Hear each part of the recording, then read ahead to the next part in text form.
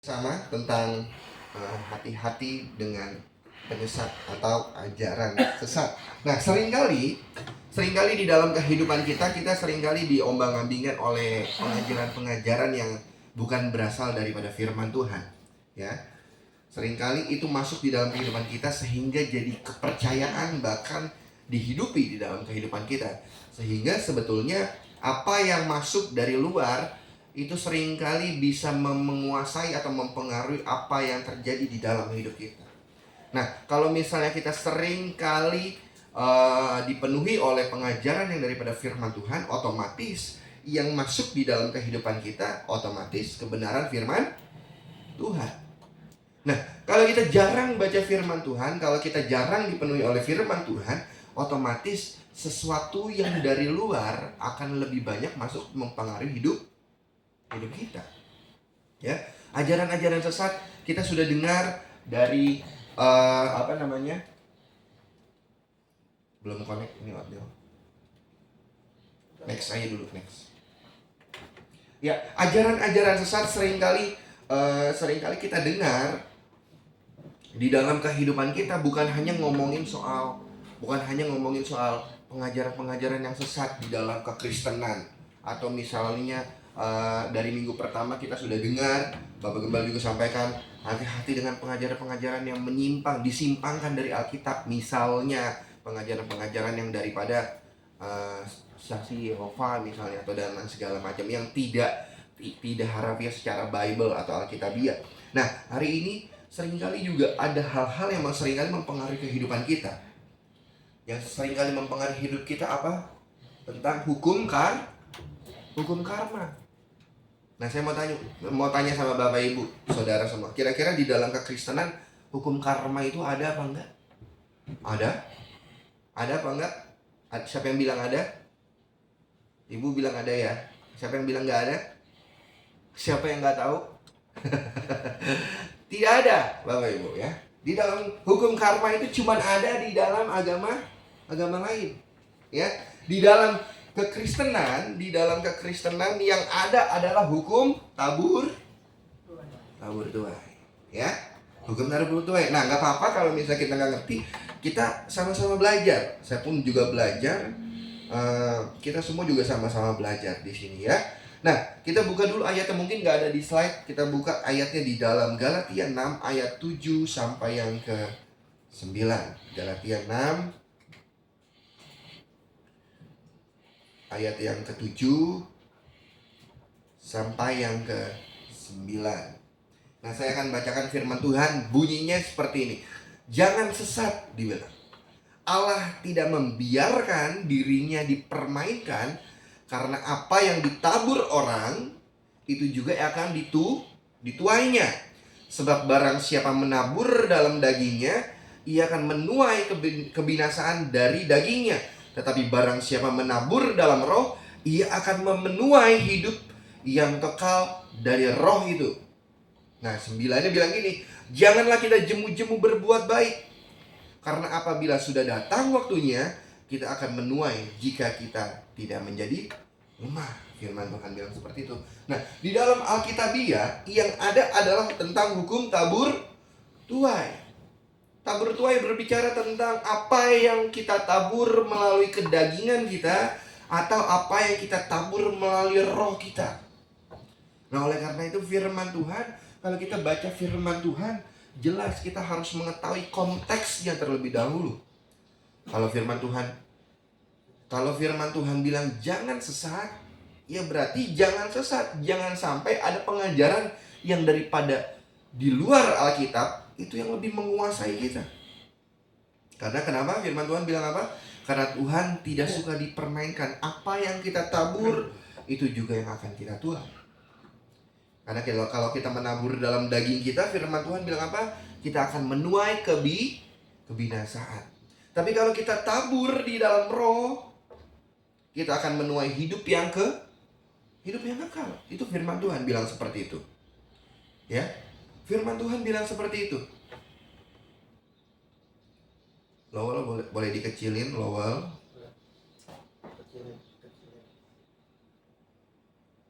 Jangan main handphone saat ibadah ya. Oke? Saya cukup tegas, mau sama adik saya, mau siapapun, jangan main handphone saat ibadah. Oke? Ya, kita lanjut. Kalau kita menuai di dalam daging, otomatis kita akan menuai kebinasan. Nah, seringkali ini yang dihidupi di dalam kehidupan kita, sehingga kita nggak sadar bahwa kita lagi berjalan di dalam kebinasaan. Orang yang berjalan dalam kebinasan seringkali nggak sadar. Tapi orang yang berjalan di dalam kebenaran seringkali jadi lemah. Makanya firman Tuhan di ayat 9 bilang, kalau kita nggak jemu-jemu dalam berbuat baik, apabila sudah datang waktunya, artinya waktunya datang tidak sering, tapi waktunya datang sesekali. Berkat yang Tuhan berikan tidak datang sesering itu. Walaupun kita percaya di ayat yang lain juga Tuhan bisa memberkati kita setiap hari. Tapi kalau kita menabur dengan baik, tidak jemu-jemu dalam berbuat baik, apabila sudah datang waktunya, kita akan menuai. Kita harus tahu bahwa ketika kita menabur, ada proses yang harus kita lihat. Kalau kita menabur tuh biasanya nggak dilihat orang. Benih, cuman satu benih yang kecil, ditabur di dalam tanah sendirian. Kondisinya gelap, gulita di dalam tanah. Nggak ada yang lihat. Kondisinya gelap, kanan kiri, depan belakang, atas bawah nggak kelihatan. Gelap, sesak. Kita ngerasa kayaknya Tuhan nggak bakal tolong saya nih. Kayaknya Tuhan tinggalin saya nih. Itu di dalam kegelapan. Tapi kalau kita nggak capek-capek setiap hari berbuat baik, meskipun di dalam lembah kekelaman, meskipun di dalam hal yang nggak enak, tapi benih tersebut akan mengalami pertumbuhan, akan datang hujan yang membasahi tanah sehingga benih tersebut bisa tumbuh dengan subur. Ada asupan air dari atas, walaupun nggak kelihatan. Berkat Tuhan itu nggak pernah bisa kelihatan, Bapak Ibu. Bukan cuma apa yang bisa dilihat oleh mata, tapi tidak pernah kelihatan. Kondisi gelap, siapa yang tahu air bisa datang? Nggak ada yang tahu. Kita nggak bisa menerka-nerka, oh berkatnya datang nih, nggak bisa. Tapi ketika berkat Tuhan datang, itu yang mempengaruhi kita, memperbaharui hidup kita, sehingga hidup kita nggak cuma jadi benih doang. Dari benih tumbuh tunas. Tunaslah yang mendorong pergerakan tanah, yang menghimpit hidup kita. Seringkali masalah kita yang menghimpit hidup kita dipakai Tuhan untuk memperbesar kapasitas hidup kita. Untuk memperbesar kapasitas hidup kita, untuk memperbesar karakter kita. Selama kita masih hidup, orang yang gak sabaran akan terus diuji dengan kesabaran di dalam hidup kita. Orang yang gampang marah akan terus diuji tentang hal-hal yang membuat dirinya menjadi emosi. Nah, itulah yang memperbesar kapasitas hidup kita. Orang yang merasa kekurangan akan terus mengalami masalah kekurangan. Yang membedakan adalah ketika kita mengalami masa kekurangan, masih gak kita bisa bersyukur. Itulah yang bisa memperbesar hidup kita. Sehingga ketika hidup kita diperbesar tanpa kita sadari, kita sudah mulai melihat ada cahaya matahari. Tunasnya mulai menekan kondisi tanah atas bawah, sehingga muncullah keluar dari tanah tunas yang baru. Sehingga ketika muncul keluar dari tanah, kita bisa melihat cahaya, kita bisa melihat kebaikan Tuhan. Disitulah kita mengalami pertumbuhan. Dibilang jangan capek-capek, jangan jemu-jemu berbuat baik. Apabila sudah datang waktunya, Tuhan akan memberkati kita. Kalau kita tidak menjadi lemah, dibilang firman Tuhan seperti itu. Ya. Nah, berbicara tentang tanaman, kita buka Kejadian 8 ayat 22. Kejadian 8 ayat yang ke-22. Firman Tuhan juga bilang seperti ini, selama bumi masih ada, tak akan berhenti-henti musim menabur. Nah kan, jelas firman Tuhan bilang, dan musim menuai. Dingin, panas, kemarau, dan hujan, siang dan malam. Artinya selama kita masih hidup, apapun musim hidup kita, selama apapun hari-hari kita akan terus menabur dan menuai. Ingat, kalau kita menabur, kita pasti menuai. Kalau engkau menabur hal yang buruk, engkau akan menuai hal yang buruk. Kalau engkau nggak pernah bersyukur, nggak pernah bersuka cita, yang engkau akan tuai adalah apa? Nggak ada pengharapan di dalam hidup kita. Tapi kalau bisa kita menabur dengan ucapan syukur, yang keluar di dalam hidup kita adalah ucapan syukur yang keluar dari hati kita.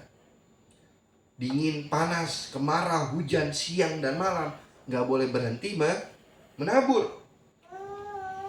Dalam Kejadian 26 ayat 12 juga bilang seperti ini. Kita buka Kejadian 26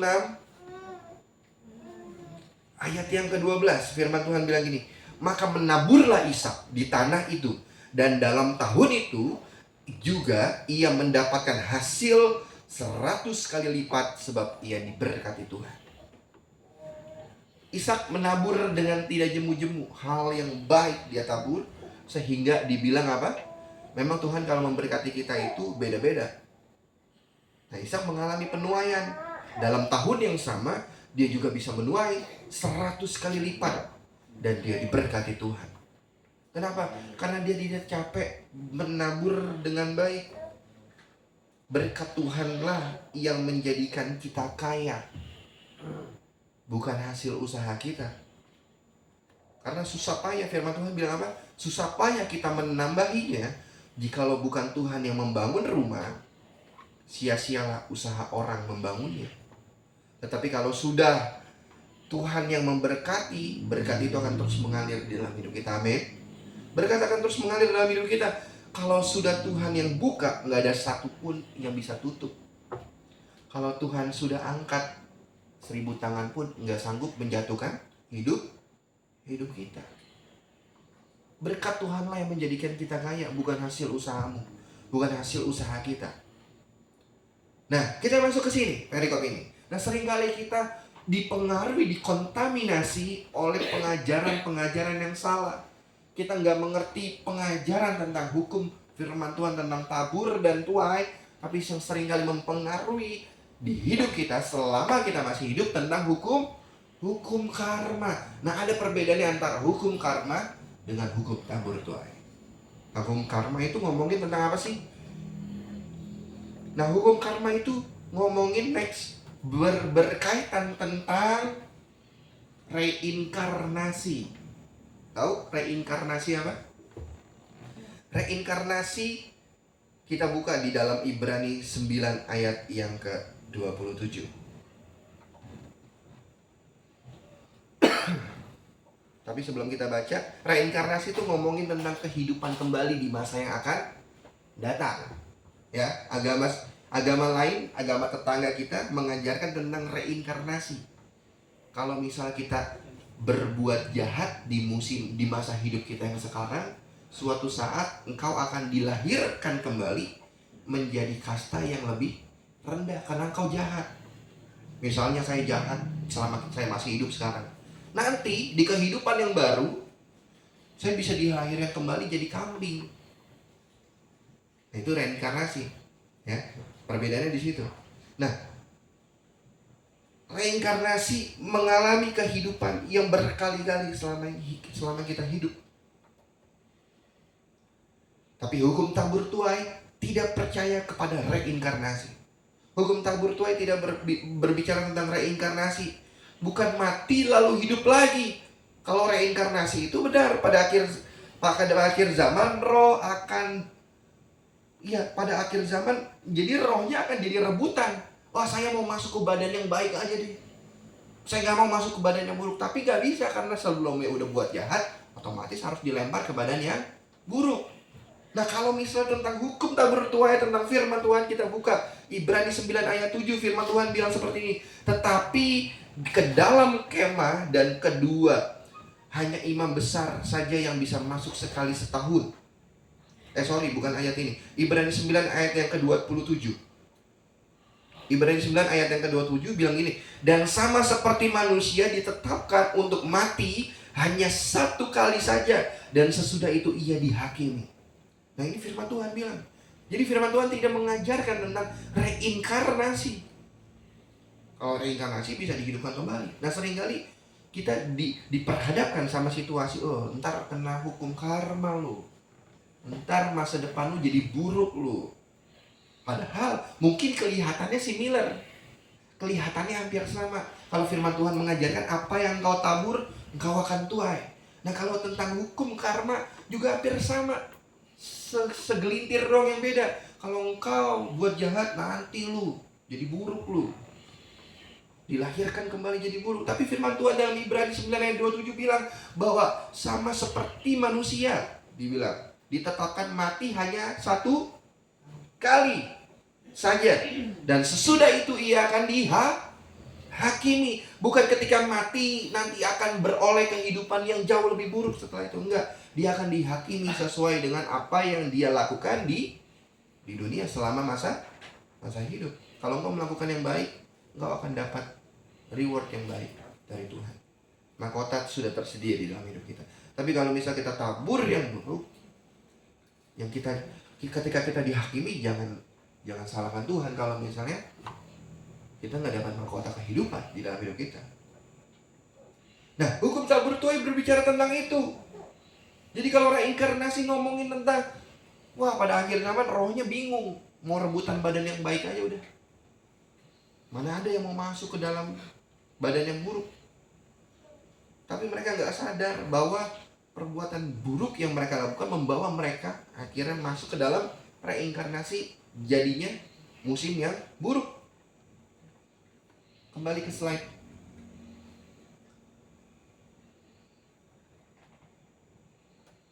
Next slide. Nah, hukum karma. Hukum karma ngomongin soal menabur kebaikan akan mendapat nirwana. Hukum karma. Menabur kebaikan akan dapat nirwana. Tapi hukum tabur tuai selamat karena iman percaya kita. Ya. Kalau kita, hukum karma ngomongin tentang kalau kita tabur kebaikan, kita akan mendapat nirwana, surga. Ya. Nirwana. Tapi hukum tabur tuai, hukum firman Tuhan mengajarkan bahwa kita selamat karena iman percaya kita. Kita buka ayatnya Efesus 2 ayat 8 sampai yang ke-7. Efesus 2 ayat yang ke-8. Efesus 2 ayat 8 sampai 9, sorry. Firman Tuhan bilang seperti ini, sebab karena kasih karunia kamu diselamatkan oleh iman. Itu bukan hasil usahamu, tetapi pemberian Allah. Firman Tuhan bilang seperti itu. Itu bukan hasil pekerjaanmu. Jangan ada orang yang memegahkan dirinya. Itu firman Tuhan. Jadi jangan sampai kita diobrak-abrik pemikiran kita dengan hal-hal yang salah, yang dunia ajarkan, yang bukan berasal daripada firman Tuhan. Seringkali kita jadinya sama seperti orang dunia. Kita percaya oleh hukum-hukumnya dunia, kita percaya dengan hukum-hukum yang lain, bahwa kalau kita tabur kebaikan, kita akan mendapatkan surganya Tuhan. Agama lain juga mengajarkan kalau kita tabur kebaikan, kita akan diberikan berapa bidadari? Banyak, ya. Apa yang kita hasilkan di bumi, kita akan menerima seupah yang apa yang kita lakukan di bumi. Tapi firman Tuhan mengajarkan bahwa engkau diselamatkan bukan hasil usahamu, tapi oleh karena iman percayamu. Itu pemberian Allah. Kalau engkau percaya bahwa Dia Allah yang telah mati untuk hidupmu, dan engkau percaya sepenuhnya, walaupun kau belum melihat, itu pemberian Tuhan bahwa engkau diselamatkan karena Tuhan baik di dalam hidupmu. Amin. Karena engkau anak-anak Tuhan. Jadi jangan sampai kita memegahkan diri, kita berasa seperti hyper grace gitu segala. Oh gak apa-apa deh berbuat salah, gak apa-apa deh berbuat dosa, gak apa-apa deh sesekali, Tuhan kan juga ngampunin kita. Nah itu hyper grace tuh, berlebihan. Kita gak percaya bahwa pemberian Allah jangan dipakai dengan sia-sia. Jadinya kita memegahkan diri kita jadi orang yang sombong, sehingga kita gak bisa lepas daripada kesalahan kita, dosa masa lalu kita, dan lain segala macam. Nah, jangan sampai kita mengikuti hukum hukum tabur tuai. Oleh sebab itu orang yang di luar daripada firman Tuhan, ketika dia melakukan salah nggak jadi masalah. Orang yang di luar daripada firman Tuhan, dia lakukan salah nggak jadi masalah. Kenapa? Besok aja beramal lagi deh. Besok beramal, diampuni kesalahan saya. Apa-apa. Setelah beramal, ngelakuin dosa lagi gak? Ngelakuin dosa lagi. Ngelakuin dosa lagi, gak apa-apa deh. Amal aja lagi.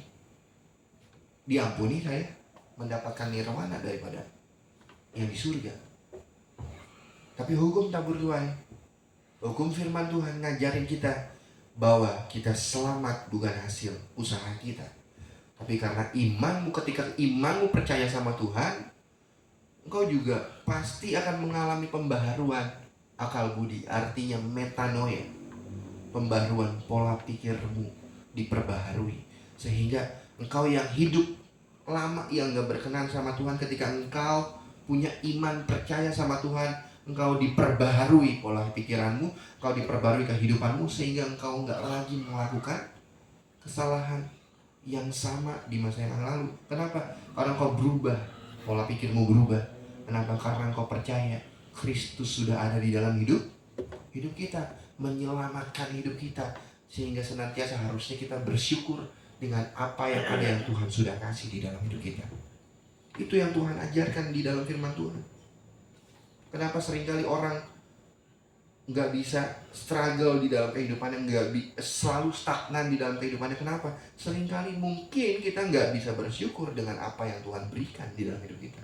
Kita nggak akan pernah bisa melihat berkat yang lain di depan hidup kita kalau dimulai dari sekarang kita nggak bisa bersyukur dengan apa yang Tuhan berikan di dalam hidup kita. Ya, dengan apa yang Tuhan berikan di dalam hidup kita. Next slide, yang ketiga. Hukum karma ngomongin soal menuai hanya yang ditabur. Kalau engkau tuai benih mangga, engkau akan menghasilkan menabur buah mangga. Kalau engkau menabur benih stroberi, engkau akan menuai buah stroberi. Jadi hasil usahamu, apa yang engkau tabur, itu juga yang setimpal dengan apa yang engkau tuai. Nah, seringkali ini kita pakai konsep ini nih di dalam hidup kita. Udahlah, itu mah hukum karma. Apa yang engkau tabur, ya itu juga ya sedikit yang engkau tuai. Kalau engkau tabur sedikit, engkau tuai sedikit. Kalau engkau tabur mangga, ya engkau akan tuai mangga. Tapi hukum tabur tuai di dalam firman Tuhan, menuai juga dari apa yang orang lain tabur. Wah, ini kayaknya sesuatu hal yang gak mungkin gitu di dalam pikiran kita, ya. Kok bisa sih kita menuai juga dari apa yang orang lain tabur? Kita buka ayatnya. Ada di Yohanes 4, ayat yang ke-37 sampai 38. Yohanes 4 ayat yang keberapa tadi? 37 sampai yang ke-38. Ini hukum firman Tuhan. Menuai juga dari orang apa yang orang lain tabur. Firman Tuhan bilang ini, sebab dalam hal ini benarlah peribahasa, yang seorang menabur dan yang lain menuai. Nah loh, 38 bilang ini, aku mengutus kamu untuk menuai apa yang tidak kamu usahakan. Orang-orang lain berusaha dan kamu datang memetik hasil usahanya. Nah, firman Tuhan di dalam ayat ini, perikop ini mengajarkan seringkali kita menabur dengan apa yang tidak kita tuai. Sama seperti istilah kalau kita kerja di ladang anggur di Israel, Bapak Ibu, kultur di perkebunan anggur, mereka masing-masing punya tugasnya. Ada yang menabur karena dia spesialis menabur. Orang yang biasa punya spesialis menabur, dia tidak akan dikasih job desk atau pekerjaan untuk menuai. Kenapa? Karena yang menuai sudah ada spesialisnya. Orang yang menuai sudah ada spesialisnya. Jadi dia nggak bisa menabur. Kenapa? Karena dalam menabur benih anggur di dalam perkebunan anggur di dalam Israel, itu punya skillnya masing-masing. Menabur aja itu punya skill khusus. Dengan apa? Bukan hanya cuma sekedar tabur aja, tanam di dalam tanah, enggak, tapi ada cara-caranya. Volume tanahnya harus gimana, kesuburan tanahnya harus gimana, dilihat benihnya baik atau tidak. Itu spesialisnya. Orang yang biasa menuai tidak punya skill dalam menabur. Nah, dalam menjaga proses tunas pohon anggur itu juga punya ada prosesnya. Ada orang-orang yang spesialis khusus untuk menjaga proses pohon anggur, pertumbuhan pohon anggur, supaya kualitas yang dihasilkan oleh anggur tersebut jadi baik, supaya tidak panen, tidak gagal panen di dalam perkebunannya. Nah, menuai pun juga sama, punya orang yang berbeda untuk menuai. Karena di dalam menuai mesti dilihat dulu nih, ada namanya pruning di dalam perkebunan anggur. Pruning itu memangkas ranting-ranting yang tidak diperlukan. Mungkin kita terlihat, wih ini bagus nih pohonnya nih, bertumbuh lebat. Tapi di dalam perkebunan anggur diajarkan bahwa ada namanya proses pruning, pemangkasan ranting-ranting yang mungkin kita lihat kayaknya nih bagus, pohonnya bertumbuh dengan baik, padahal belum tentu. Kenapa? Karena ranting-ranting yang terlalu lebat harus dipotong. Kenapa? Karena itu memperhambat pertumbuhan buah anggur. Kenapa bisa memperhambat pertumbuhan buah anggur? Karena cahaya yang masuk dari matahari tertutup oleh ranting-ranting yang lebat, sehingga harus dipruning, dipangkas ranting-rantingnya sehingga tidak boleh terlalu lebat, sehingga yang dihasilkan cahaya boleh masuk ke dalam pohon anggur tersebut, menerima pencahayaan yang baik, menerima air hujan yang baik dari langit, dan merata sampai ke akar pohon anggur tersebut. Harus rata, dan itu ada skillnya.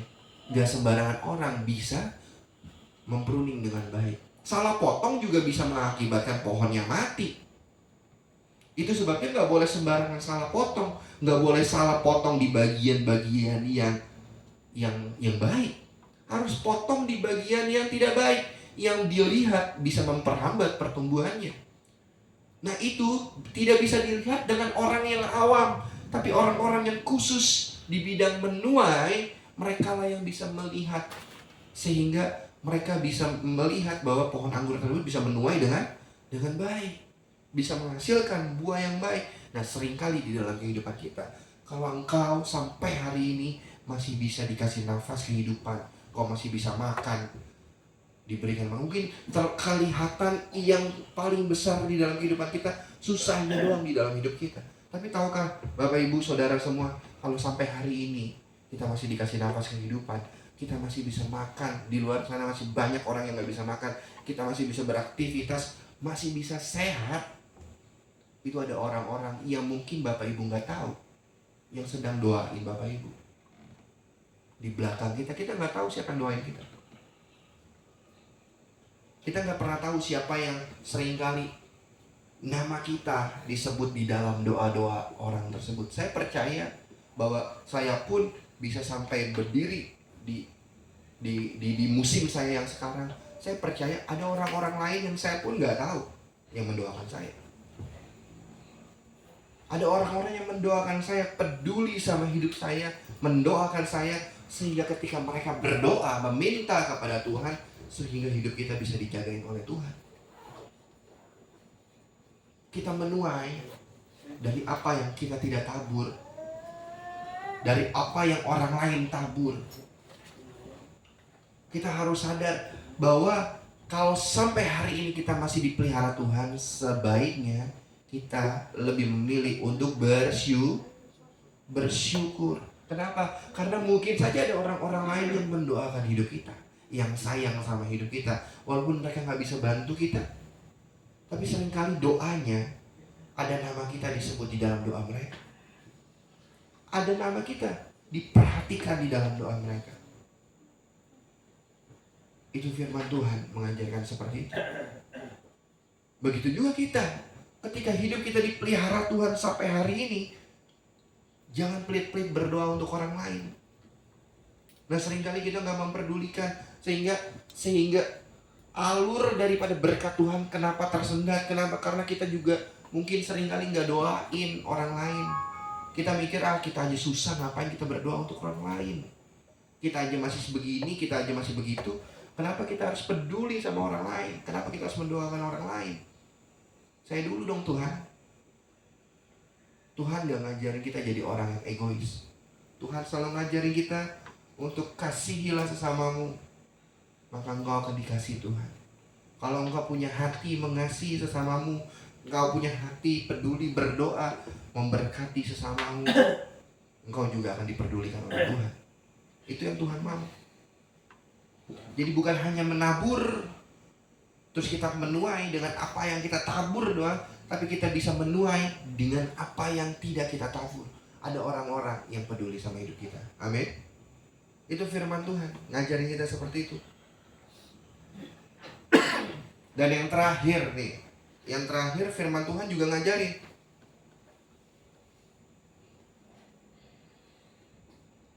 bahwa kalau hukum karma itu sifatnya mekanis. Firman Tuhan bilang gitu. Hukum karma bilang seperti itu. Tapi hukum tabur tuai ada pengampunan, kasih, karunia di dalam Kristus. Nah, apa sih maksudnya? Hukum karma kok kenapa sifatnya mekanis? Pokoknya ini gini, mekanis itu seperti gini. Apa yang kamu lakukan jahat, yang kau akan dapat jahat juga deh, intinya. Itu hukum karma tuh. Kalau kamu lakukan baik, ia dapatnya setimpal dengan apa yang kau lakukan baik. Coba kalau misalnya kita di dalam hidup ini kita pakai hukum karma, manusia banyak yang baik atau yang jahat di dalam hidup ini. Jahat, bisa bunuh-bunuhan kita. Makanya nggak heran, walaupun ada hukum di dalam negara, walaupun ada hukum di dalam dunia, tetap kriminal atau pembunuhan tetap sering terjadi. Walaupun punya hukum, semua orang tahu gak? Kalau misalnya kita membunuh, kita pasti bisa dihukum, tahu gak? Kalau kita mencuri, udah pasti kita akan dihukum, di penjara, tahu gak? Tahu. Tapi kenapa masih seringkali terjadi? Seringkali terjadi kenapa? Karena nggak peduli mau ada hukum. Mereka sadar kalau saya melakukan ini ketahuan, udah pasti saya ketangkep nih.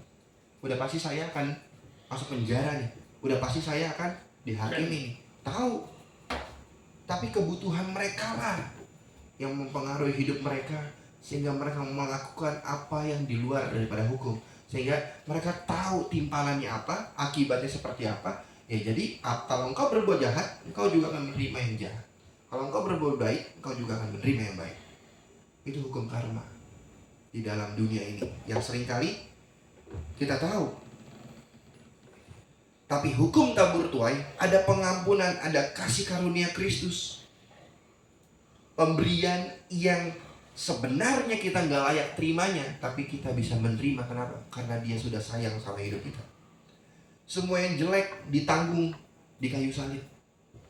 Semua yang salah Tuhan sudah tanggung di kayu salib.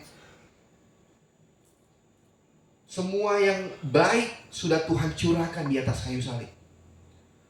Jadi ada barter antara kesalahan dan dosa kita dengan kebaikan dan keselamatan yang Tuhan berikan di atas kayu salib. Ada barter. Jadi kalau engkau nggak mengalami perubahan hidup, kelahiran yang baru di dalam Tuhan, engkau nggak akan bisa pernah meresponi kebaikan Tuhan di atas kayu salib untuk menebus hidup kita. Makanya kita buka ayatnya di dalam Mazmur 103 ayat yang ke-10. Mazmur 103 ayat yang ke-10, firman Tuhan bilang gini, tidak dilakukannya kepada kita setimpal dengan dosa kita. Perhatikan. Tidak dilakukannya kepada kita setimpal dengan dosa kita. Tadi hukum karma berbicara tentang apa? Kalau kita melakukan yang jahat, kita akan tuai dengan yang jahat. Tapi firman Tuhan ngajarin bahwa tidak dilakukannya kepada kita setimpal dengan dosa kita karena dia baik. Dan tidak dibalasnya kepada kita setimpal dengan kesalahan kita. Sebegitu cintanya Tuhan sama hidup kita. Firman Tuhan ngajarin bahwa tidak dilakukan setimpal dengan dosa kita karena dia sudah mati untuk kita. Tidak dibalas setiap kesalahan kita setimpal dengan kesalahan kita, tidak dibalas sama Tuhan karena dia sudah mengorbankan nyawanya untuk hidup kita. Bapak Ibu tahu cara prajurit Romawi mengetahui Yesus sudah mati atau belum? Dengan ditombak, ya, sisi sebelah kanan ditombak. Dan firman Tuhan kalau misal dalam terjemahan bahasa Inggris itu keluar air dan darah, dibilang mengalir darah. Kalau di dalam firman Tuhan dalam bahasa Indonesia ditombak mengeluar curahan darah Tuhan mengeluar. Tapi kalau di dalam bahasa Inggris arti dalam sebenarnya dibilang bukan hanya darah tapi air. Kenapa? Karena untuk mengetahui orang sudah mati atau belum, darahnya habis. Setelah darah keluar habis, air yang keluar di dalam tubuhnya, air bisa keluar. Jadi bercampur dengan darah. Makanya setiap kita kalau misalnya kita dilahirkan dari kandungan ibu kita, yang keluar bukan hanya darah tapi air juga. Itu pengorbanan yang Tuhan kasih di dalam hidup kita. Bukan hanya ngomongin darah, tapi semuanya keluar di dalam tubuhnya. Air pun keluar di dalam tubuhnya. Kenapa? Karena dia sudah menanggung hidup kita lunas, nggak ada hutang, nggak ada lagi yang dia ingat-ingat. Kita nggak dikasih dengan setimpal dengan kesalahan kita. Kita nggak dibayar dengan setimpal dengan dosa kita saja, tapi Tuhan bayar lebih daripada itu. Pengampunannya nggak setengah-setengah atas hidup kita. Kasih karunia Kristus nggak setengah-setengah dalam hidup kita. Ayat yang lain di dalam 2 Korintus 8 ayat 9. 2 Korintus 8 ayat yang ke-9. Firman Tuhan bilang gini, bahwa karena kamu telah mengenal kasih karunia Tuhan kita Yesus Kristus, bahwa Ia yang oleh karena kamu menjadi miskin sekalipun Ia kaya, supaya kamu menjadi kaya oleh karena kemiskinannya. Jadi Tuhan bilang bahwa melalui kasih karunia yang Tuhan Yesus berikan di dalam hidup kita, kita yang tadinya miskin dibuat jadi kaya. Esensinya bukan hanya ngomongin soal miskin dan kaya tentang uang, tapi miskin secara pola pikirmu, miskin secara karaktermu, mentalmu, dibuat jadi kaya sama Tuhan. Supaya Tuhan mau kita kaya. Tapi dibilang bahwa kalau kita kaya, supaya kamu menjadi kaya oleh karena kemiskinannya. Artinya apa? Bukan karena jadinya Tuhan tidak punya kuasa lagi, tidak punya hal-hal yang hebat lagi yang Tuhan bisa kerjakan. Bukan, tapi dia rela mengosongkan hidupnya, memberikan setiap karakternya lahir masuk di dalam hidup kita. Supaya apa? Supaya kita jadi penuh dan dia boleh kosong karena hidup kita. Karena sebegitu sayangnya dia dalam hidup kita, sehingga dia rela kasih itu semua. Nah, seringkali kita nggak mau terima hal yang seperti itu. Kita mau terima yang penting kelihatannya aja nih. Sama seperti anak kecil. Saya punya anak kecil. Anak saya, setiap kali misalnya saya bawa sesuatu, misalnya boneka yang dia suka di rumah, yang dia lihat bonekanya di dalam tangan saya. Tapi dia tidak melihat saya yang memberikan bonekanya, yang mengambilkan bonekanya. Matanya seringkali berbinar-binar kalau melihat boneka yang dia suka saya bawain. Senang. Anak kecil kan gitu ya. Dia nggak tahu, pikirannya masih abstrak, belum konkret. Dia melihat bonekanya. Kenapa? Karena dia suka sama bonekanya. Dia ambil bonekanya. Tapi dia tidak melihat saya yang memberikan bonekanya. Senang dia sama boneka. Dan seringkali kita sebagai anak-anak Tuhan seperti itu. Yang penting udah realistis aja. Berkatnya aja mana Tuhan.